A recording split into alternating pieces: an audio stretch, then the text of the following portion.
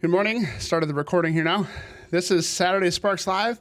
My name is Adam Bauer, CEO and co-founder of the Marketing Clerics, and I do this every week, every Saturday at 9 a.m. Central. I'm here to answer your questions around marketing and helping electricians grow their business, grow their empires in their community so they can have a greater impact with their teams, with their team families, with the customers they serve, and with their homes that they treasure. So those are the things that we do. We do that through marketing services. So we have a full suite, full marketing program.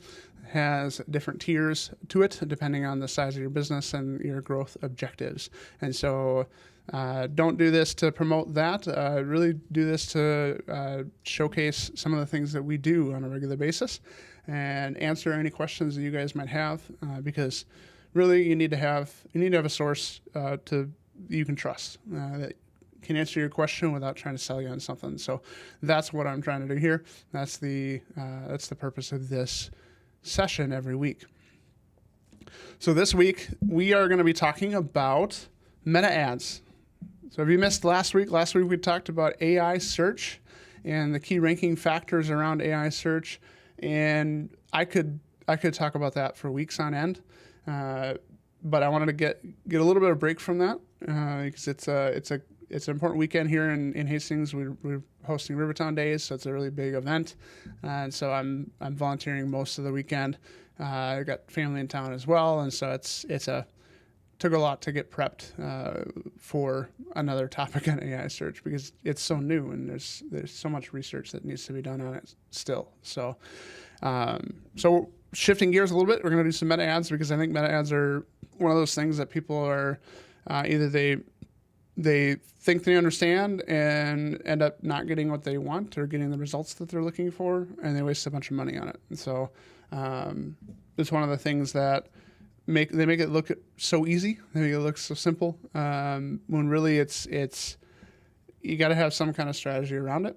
And I'm going to talk about that strategy today. So as always, if you have questions, leave them in the comments and we'll get to them.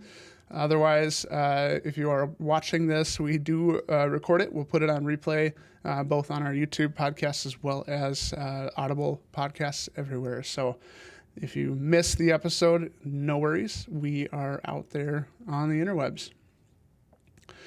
So meta ads. The first thing you want to do with meta ads is you want to understand that first, it hasn't always been meta ads, right? It used to be Facebook ads because Meta didn't exist 5 years ago, 8 years ago. I don't remember exactly. But so back in the day when you were running Meta ads and Facebook ads, you ran those because they offered a lot better targeting on demographics, on interest groups, on all that kind of stuff than any of the PPC players out there at the time. And so when you're running those ads, those meta ads, you were able to really like dial in your audience. And so you could target single moms. You could target people who have homes that are valued over $1 million. You could target the top 2% of earners in there in the world. You could target. You could target pretty much anything. And then on interest group alone, like you could target people who follow like Reader's Digest, or you could target people that follow the Friends or likes with the Friends episodes and those interest groups. And so there was a lot you could do. And originally I remember, so we had for our church, we wanted to use some meta ads to target some people that would follow certain kind of religious activities or Christian activities. And I know there was a big deal with them taking a lot of those targeting components out of Facebook. And so they like took all of the Christianity stuff out. And that was like how are we supposed to do that? And so we started like targeting people who follow Christian movies or Christian music artists or that kind of stuff. And so there was a lot of like manual trial and error testing. And so you would set up like a campaign, and then you would set up so the campaign would have like your main objective. So I want people to RSVP for this event that we have coming up. And then the ad sets are below the campaign. The ad sets have the audience, so they capture the specific demographics, interest groups, psychographics of the audience. And then underneath the ad set, you'd have different ads. And the ads would have different body copy, different graphics, that kind of stuff that would speak to that audience. And you would create those in a sense. So let's say you've got 5 different ideal customer personas or profiles, and you wanted to create a campaign that gets you phone calls for electrical services. So back in the day, you would create one campaign with the main objective of phone call or lead or that kind of stuff. And then you would create ad sets underneath that to target different audience groups. And so say you've got a landscape lighting division that you want to target those affluent neighborhoods, and you want to target the people that have the expendable income to do that, to pay for those kind of services. And then you would have the audience group that would be for the maybe the average homeowner that's got small children at home, and that would target a specific service and that kind of stuff. And so the language and the messaging you would use would be specific to those audiences. And so you'd have campaigns that would have 10 different ad sets and 10 different ads underneath every ad set. It would just get really, really messy really quickly. And that worked. Now, and disclaimer here, these are practices that are not based on theory. These are not. This is not something that I've done a ton of like in-depth research on. These are things that I've actually put into practice and I've seen work. And so they may not be like the latest, greatest technologies around meta ads, but it's just something that we've seen that works in the industry. And so for those of you who are popping in and out here, we are talking about meta ads today. And so meta ads and how they have shifted is talking about how way back when you would target specific audience groups, specific interests, and all that kind of stuff, and it would get really messy really, really quickly. And that's when you would say, hey, like, I need a professional to help me get this going because I just can't figure it out. Now, it's not simple enough that you could do it, but it is a lot easier. And so how you do it today is you start with your audience. So it's very similar to back then.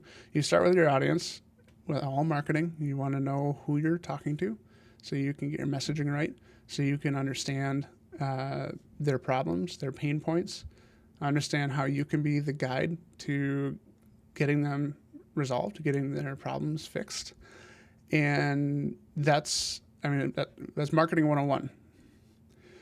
And so when you're putting together meta ads, the last thing you want to do is boost a post that is very ambiguous, doesn't really tell anybody who it's for, what it's for. I've seen ads that people like link to a page on their website and they just paste the link in there with no body copy, and it's just the link with the preview image from the web page with a call to action of learn more or call now or whatever. And there's no like, what is this? What is this ad? And so that's one of the things you want to be aware of is that when you're boosting posts. So if you go into your Facebook business page and you get the option and says, hey, this post is doing pretty good, let's boost it.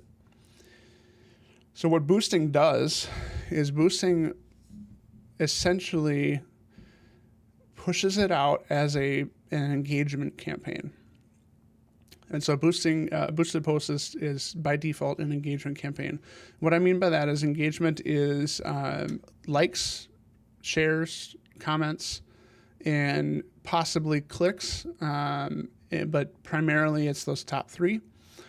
And when you're doing an engagement campaign, Meta is targeting people that will do those top 3 things and nothing else. And so behavior is a huge thing when it comes to Meta ads. And so if you're setting up a boosted post, you're going to get a lot of likes. You're probably going to get some comments, but you're probably not going to get a bunch of business from it, because the people that they're targeting, that the system is targeting, aren't people that are ready to buy. They're not ready, they're not searching for your services. They're just scrolling, looking for things to engage in and comment on. So some things that are good for boosted posts really are like non-promotional posts. So if you wanted to do like a brand awareness campaign around maybe an upcoming local event that you're participating in or sponsoring, maybe it's a new, like an expanded service offering that you're adding, that kind of stuff. But don't expect to get any calls from it, any leads from it. It's strictly going to be engagement. So that's boosted posts. It's kind of the trap that you get into, and it's not really a trap, because it's kind of funny the way they say it. It's like I remember seeing it all the time. So I make a post and they say, you want to boost this for $20. If you pay me $20, you can get shown you can have it in front of 500 more people. I'm like, oh, okay. $20 to be exposed to 500 random strangers that don't know me, don't know our brand, and are probably not customers or clients. I'll pass. I'll take a more targeted approach. And so I want to talk about that targeted approach.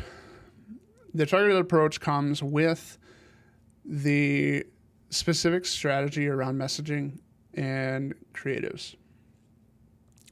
So let's start with the audience that you're targeting.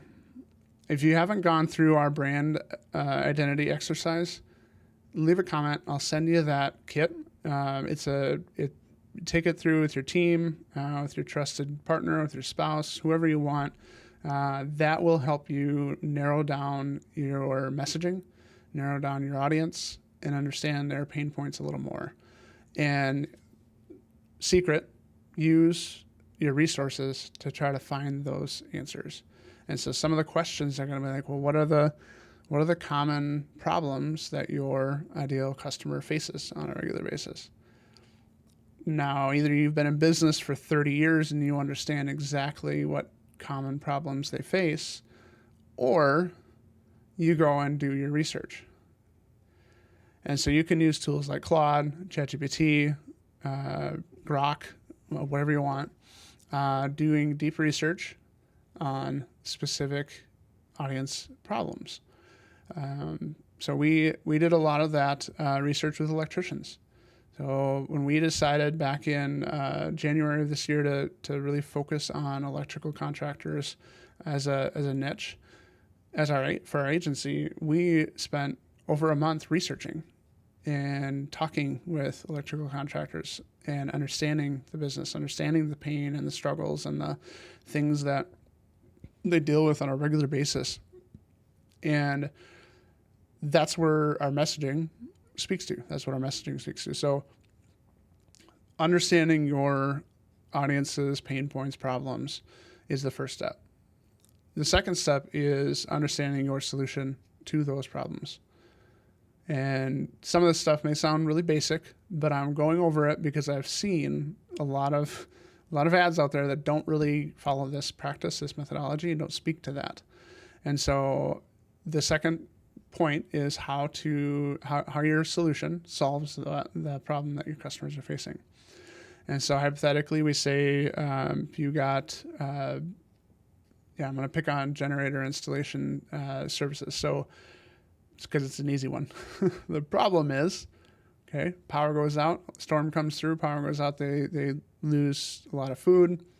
They potentially have a surge in their house that takes out some electronics, and they're inconvenienced by that outage. Your solution is a standby automated generator. Kicks in after 15 seconds. They don't lose food. It also has surge protection, so your electronics are safe, and you don't have the disruption of power loss. And you can even take it a step further and say, hey, now you're the only house on the block that has power.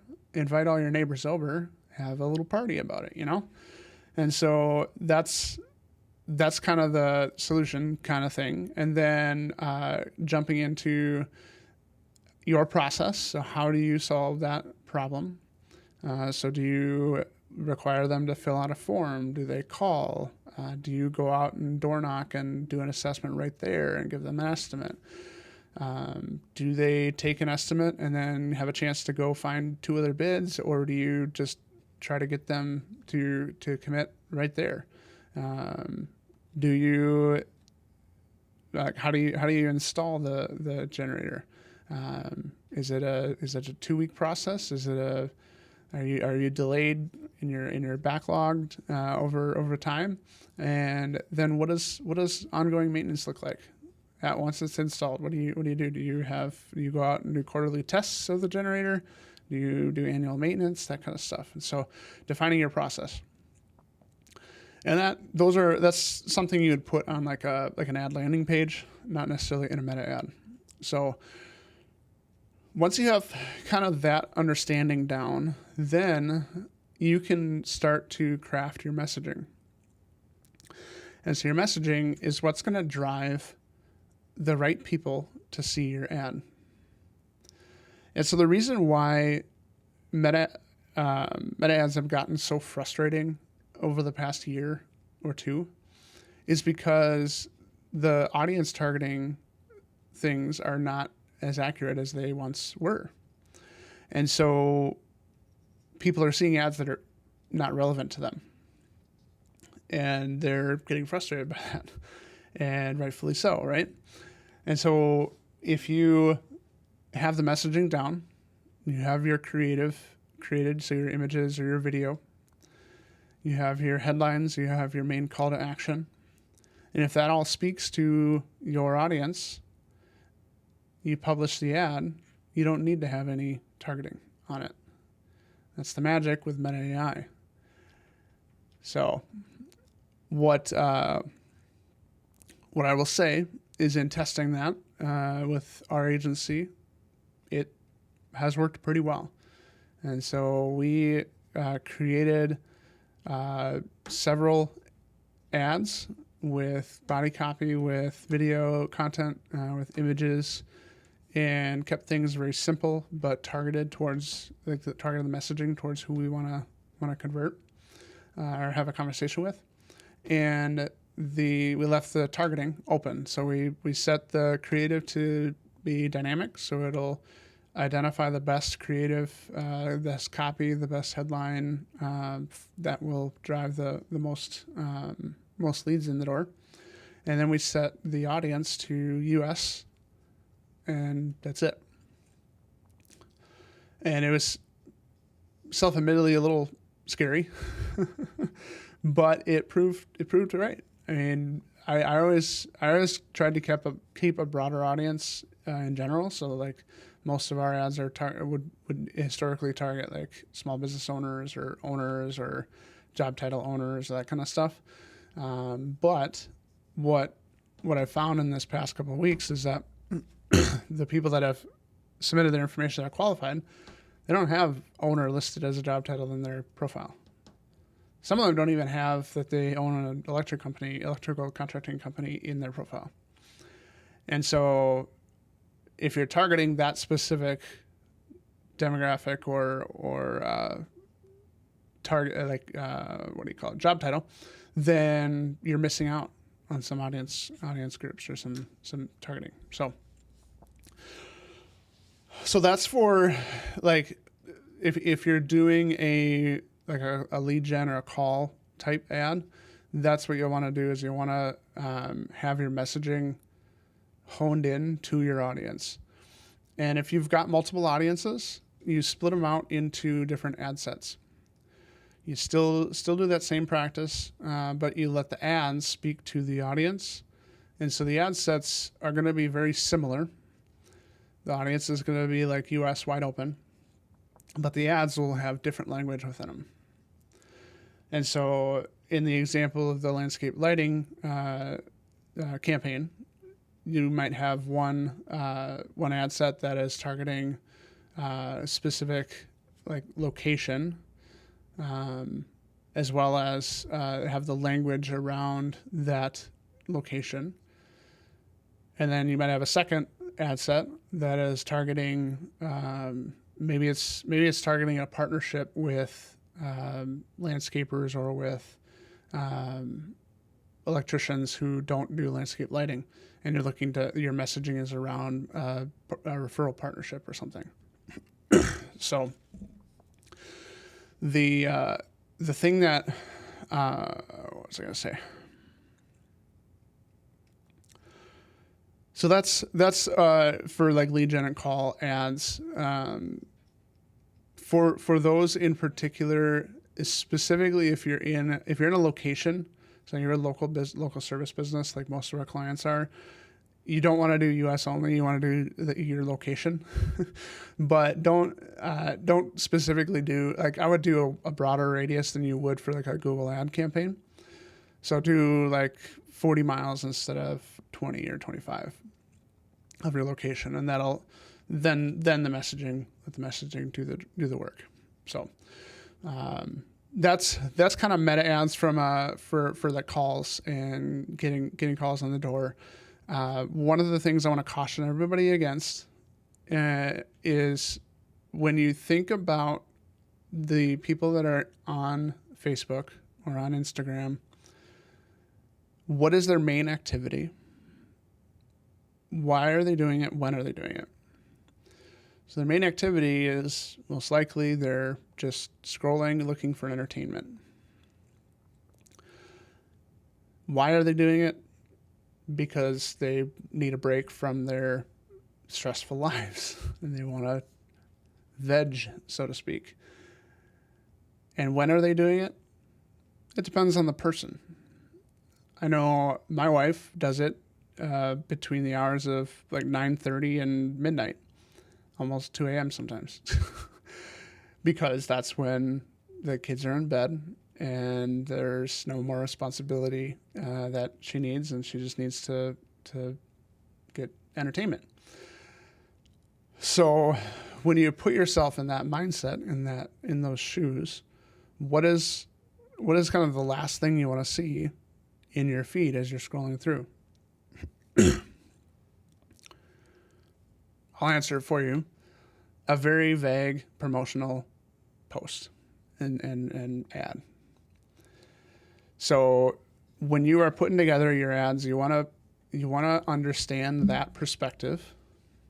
And so you want to make them fun. You want to make them entertaining.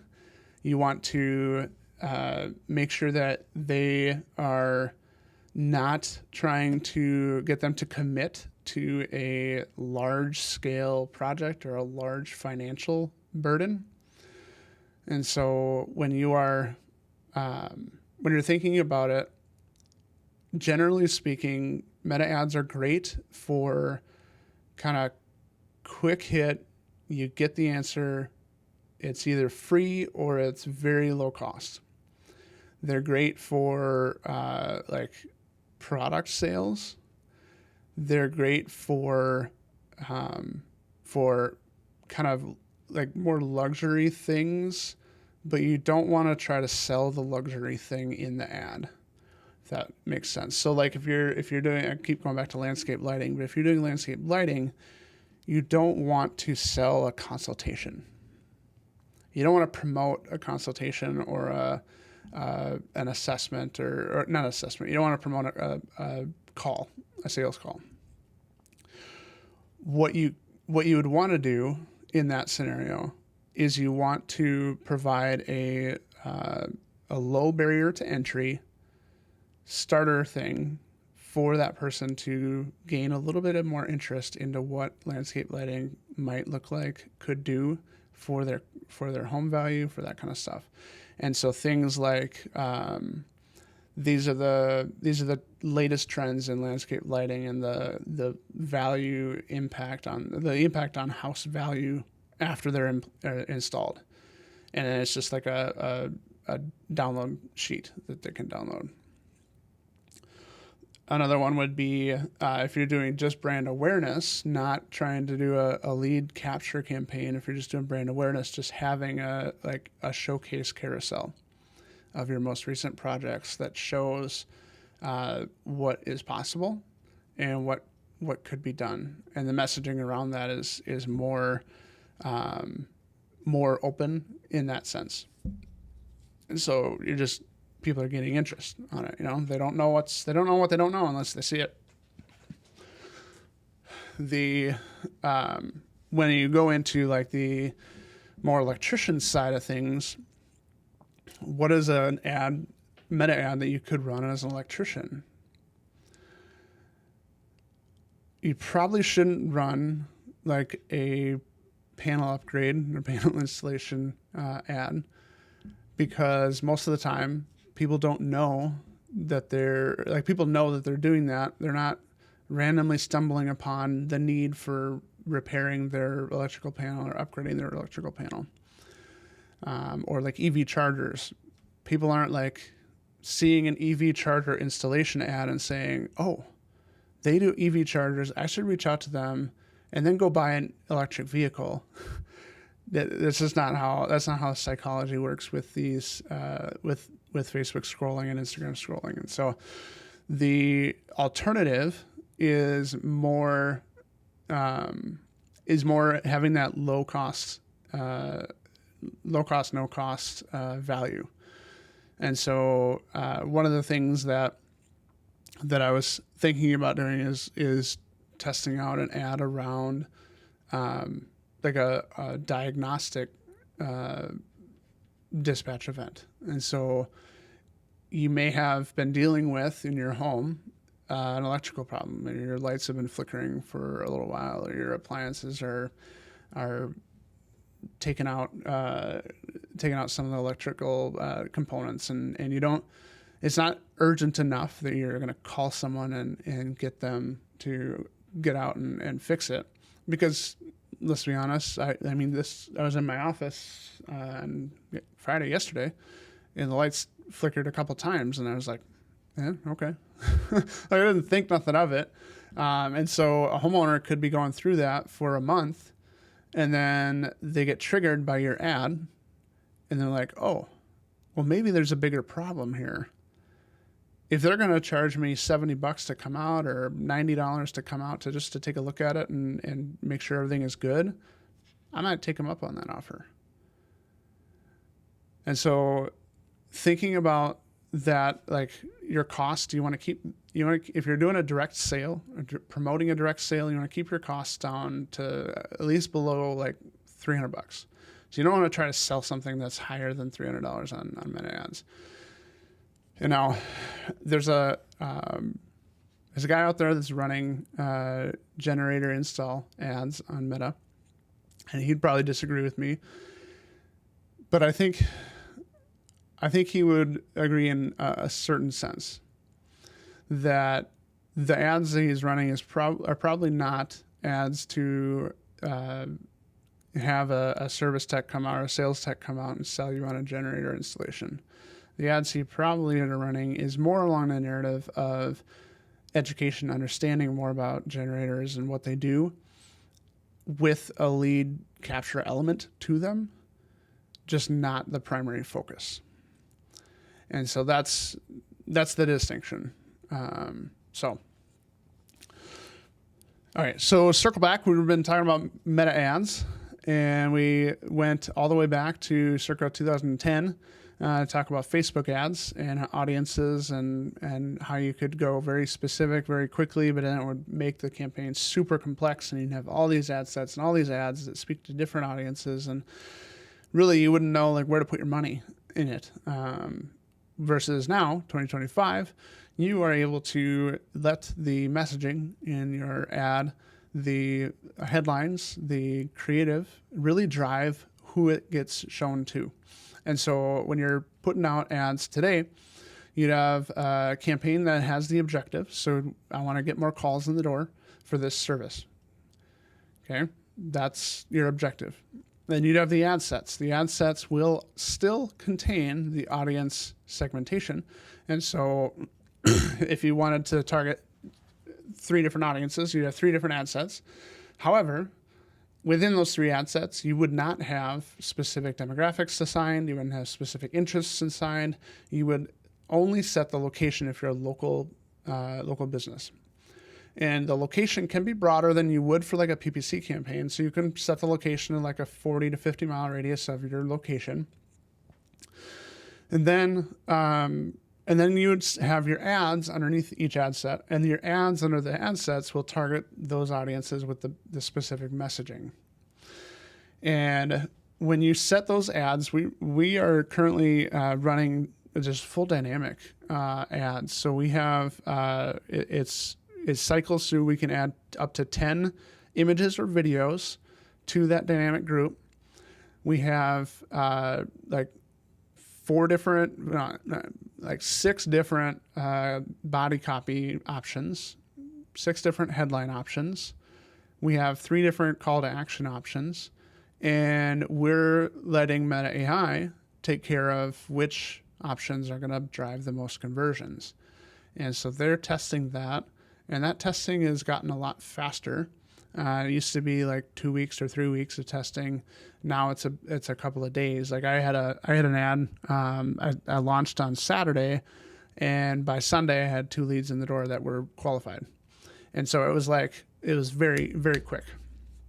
So when you're doing that, that's how you set that up. And then we jumped into what type of ads to run in your Meta ad campaign. And if you're trying to get calls in the door and trying to get leads, you want to provide a low cost, no cost barrier to entry, some sort of interest gathering type thing that provides education and value. The third thing I want to say related to the objective of getting new leads, new calls on the door, because really that's what's going to drive your business, right? Is if you have the creative set, you want to change those out frequently, and so but keep them simple. So if you throw out like an image ad with like 3 different text boxes, a headline, a price box, and like your address, phone number in it, and it's just very like busy and complex, it's not gonna work as well as you think. And so you want to keep it simple, and it doesn't even have to have like very like high end graphics necessarily. It just depends on who you're targeting in your audience, right? And so if you're targeting that homeowner that has been dealing with the lights flickering in their house, and you've got an $89 like diagnostic dispatch fee that they can come out and diagnose what's going on, then that ad, I mean, you could try to get like a really high quality professional photo of someone like holding a voltmeter on the panel or something, but what you could also do is just have your logo, have kind of a colored background, maybe a gradient, I don't know, just test these things, and have just the ad be headlines, a text. So like it's a news headline. And so you just simply say, hey, lights flickering for a month, sick of dealing with it, call us now for an $89 diagnostic trip. Or play on the humor side of things, right? Like, wives, sick of your husband not calling us about the lights flickering in the house? Let us take care of it. Something like that. Or I don't know, I'm playing on the husband-wife duo, but like a lot of husbands and men like to think that they can figure things out with electrical. And so like I tried to figure out our own ceiling fan, and we had so just backstory, we had in our master bedroom, we had a switch that had 3 toggles on it. And when we moved in, we bought the house, only the top and bottom toggle worked. So the top one was the lights for the ceiling fan. The bottom was the light for the closet, walk-in closet. And not walk-in, but big closet. And the third one, we had no idea what it was for. And so I'm like, I wonder if this third one was supposed to power the fan on the ceiling fan. And so I'm like, I'm gonna take this out, and I'm gonna take the facing off of the ceiling fan. I'm gonna check out the wiring, and I'm gonna see the harness and what wiring is there, the color of the wiring, and how it connects to the switch on the wall. And I'm opening it up, and I see these wires, and it's kind of a rat's nest. And I see pull out the switch thing, and no, I did not turn the breaker off before I did that. And so I'm pulling it out, and I'm looking at this, and I'm like, I can figure this out. This is easy. This is easy. And that light switch was outside of the box and just dangling for about a week before my wife said, okay, we're going to call a professional because I'm sick of this light switch dangling here in this wall. And so just real world scenarios and stories touch on that because, meta ads, people want to be entertained when they're scrolling. And so give them some entertainment. Keep it simple. Try not to offend anybody, but be fun and funny. Anyway, so long story short, creatives. So change out your creatives on a regular basis. And so at the moment we are doing ours weekly or biweekly because we keep them super simple. So we have either an image with just a single line of headline text with some body copy, or we just have a colored background with text with a subheading, that kind of stuff that just speaks to the problem, the solution that people are looking for, and also has a little bit of entertainment, right? And in a video. So we've got a couple of videos out there. I've been recording a few of those. And so if you do those, this creative, and you swap them out on a weekly or bi-weekly basis, you're going to get more action, more traction on your lead gen ad. The other thing that you can do that will help your lead gen ad is to run it alongside a brand awareness campaign. And so the brand awareness objective campaign is really to blast out and get the most reach in your area for your ad. And so if you put that out there, throw that out. Brand awareness campaigns are real cheap. You can probably do them for like $5 to $6 per day, about $200 a month, and you get 5,000 impressions a day. The lead campaigns, depending on your area and your competition and that kind of stuff and what you're offering. Generally speaking, you want to have around $20 to $30 per day as a budget. And that'll get you probably 3 to 4 per day, depending on your area, of course. And what you're offering. And then the last kind of thing you want to do, and this is only if you have a full-fledged marketing strategy in place. Don't do this if you are a one-man shop or if you haven't really invested in marketing before.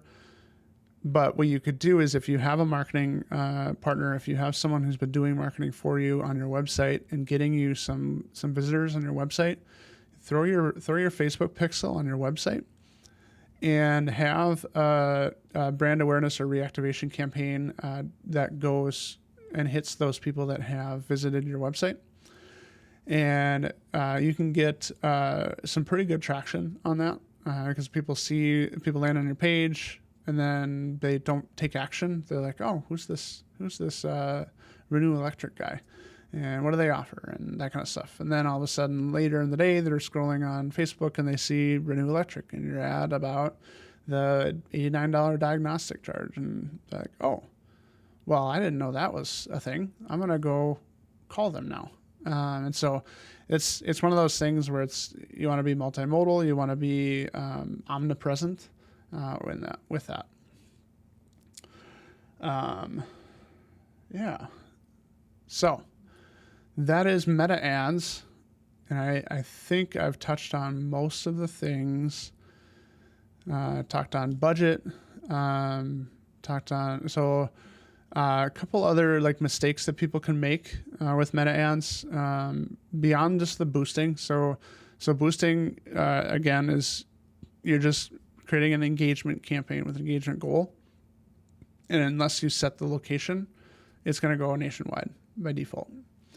And so we've had a client do that once where they boosted one of their posts or one of their event posts, and they ended up getting people from across the country saying, "Hey, like, where is this? Oh, I'm like 5 states away. This is not applicable to me." And so you want to be careful with that, especially for local business. The other thing you want to pay attention to is your metrics. So when it comes to the kind of the best metrics, it really depends on what you're offering. But generally, like a lead gen campaign, if you're doing a low cost, no cost barrier offer, so like a informational PDF, like ebook kind of thing, or like a free virtual consultation or something that's not like a sales call, then typically you're going to spend around like $2 to $4 per conversion or per lead. And for each like click, like clicks are different. So like meta ads will track everyone who clicks on any part of your ad. So the image or the video to play it, or they click on the call to action, but they don't fill anything out. That's a click. And so typically those are going to be around like $1 to $2 per click. And then impressions. So impressions is anyone that has seen your ad when they're scrolling the newsfeed or any other part of Meta, any part of the metaverse. That is, you want to stick around the $1 per 1,000 impressions. Sometimes in the local area, it's hard to get that because there's only so much population. So this is for like a nationwide campaign. But locally, if you're below like $5 per 1,000 people, that's pretty decent. Conversion rates, click-through rates, you're looking at kind of industry average is going to be around that 5%. And so if you want to have 3 leads per day, you want to have it, if you show it in front of 10,000 people and 5% are going to click on it, and you've got 1,000 people, and then you got another 5% that might convert, and you do the math, right? So backwards from that, that's how you determine your kind of budget. And so I do have a meta ads budget calculator. If you're interested in that, leave a comment, and I'd be happy to send that over. That'll help you determine how much you should spend on your campaign. This is specifically for like lead gen or sales campaigns, not necessarily the brand awareness campaigns, because they're just for getting your name out there, right? So, yeah. The last thing, the other thing that people should probably know is don't underestimate brand awareness, or like the engagement, like following campaign or like follow campaigns. I don't know how many people I've talked to in the past month that have engaged with me because, like, when we're on a call together, they're like, "Oh yeah, I've been watching your content and I really like what I'm seeing, and want to learn more about that." But that individual has never liked, never commented, never done anything and engaged on any of my stuff, but they see it. And so if you put that out there in a fun way, in an entertaining way, not in an annoying promotional way, then you can start to get more followers, start to get more connections that way. So, yeah. I think I'll wrap that up for now, and hope everybody has a great rest of your weekend and your Saturday. And I can't believe we're almost through July at this point. Next week, I think what I might talk about is the tier 2 of AI search optimization. We'll go in deep on that, and we'll talk specifically around content strategy and how to do that. So that's a wrap, folks. So thanks for watching. Thanks for viewing the recording, listening to the recording. If you ever have any questions around marketing for your electrical contractor business, if you have any concerns with a current marketing agency, you want a second set of eyes on, don't be afraid to reach out. I'm not going to try to sell you. I'm going to try to help you first. And so that's what we do. All right. Have a great weekend, everyone.